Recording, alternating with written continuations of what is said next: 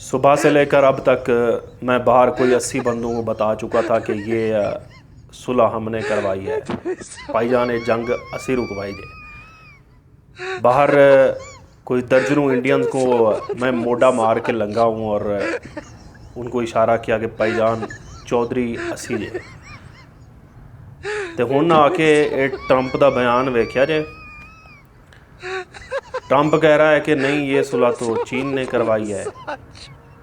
वो ये तो साडा ना ही नहीं ले रहा।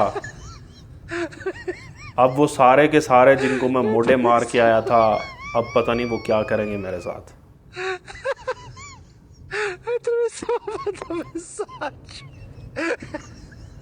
जब तक ये हमारा नाम नहीं लेता, अगर जंग हमने बंद करवाई है तो मैं तो कहता हूँ कि जंग दोबारा शुरू करवा देते हैं।